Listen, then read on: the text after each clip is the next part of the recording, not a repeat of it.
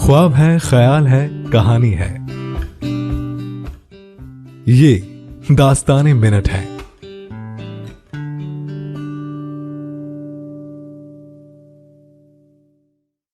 जानो और समझो तो सब कुछ अपने अंदर है। एक खजाना जिसे हम ढूंढते रहते हैं वो हमारे अंदर ही कहीं है, लेकिन हम क्या करते हैं, ज्यादातर इंसान दूसरों के पास उस चीज को मांगने लगते हैं, भीख मांगने लगते हैं, लेकिन हमें खुद ही नहीं मालूम कि वो चीज हमारे पास है।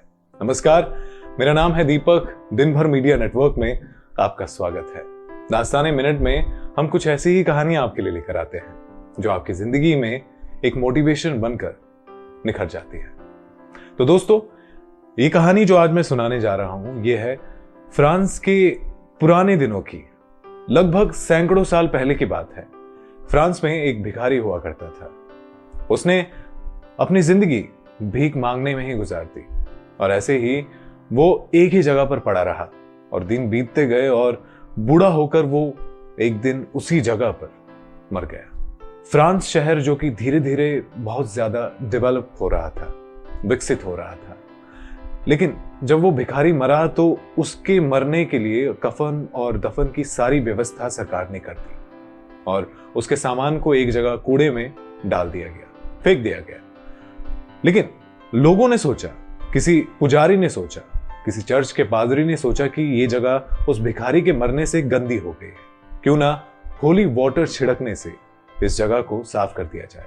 और उसी जगह पर खुदाई भी हुई ताकि वो जमीन साफ करके अलग कर दी जाए। उसी जमीन पर 1.5 से 3 फुट तक की खुदाई हुई।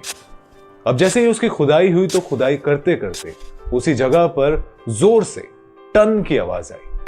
मालूम पड़ा कि जैसे खोदने का औजार किसी धातु से टकराया, और जैसे ही उस धातु का पता चला तो वो एक पीतल की धातु थी जिसके अंदर ढेर सारा खजाना था, हीरे जवाहरात थे, और ज्यादा खुदाई करने पर उतना ही खजाना मिलता गया।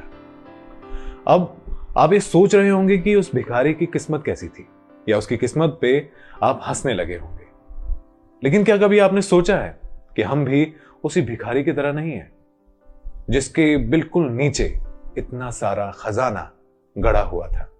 वैसे ही हम भी, हमारे अंदर वो सारी चीजें हैं, वो सारी प्रतिभा है, ज्ञान है, लेकिन हम उसके लिए क्या करते हैं?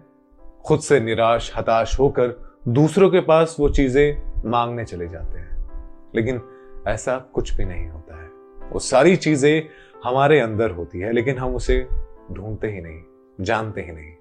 तो अगर आप ये सारी चीजें समझ ले, खुद की तलाश करना शुरू कर दे, तो ऐसा ही खजाना आपको जरूर मिलेगा। उम्मीद है इस छोटी सी कहानी से आपको भी एक शिक्षा मिली होगी, एक सबक मिला होगा खुद को जानने का। उम्मीद है अब इस कहानी को खुद भी सुनेंगे और दूसरों को भी शेयर करेंगे। और ऐसी ही कहानियों के लिए देखते रहिए दास्तानी मिनट, सिर्फ दिन भर मीडिया नेटवर्क पर, मेरे यानी दीपक के साथ। आज के लिए बस इतना ही। मिलता हूं अगली कहानी के साथ। नमस्कार। ख्वाब है, ख्याल है, कहानी है, ये दास्ताने मिनट है।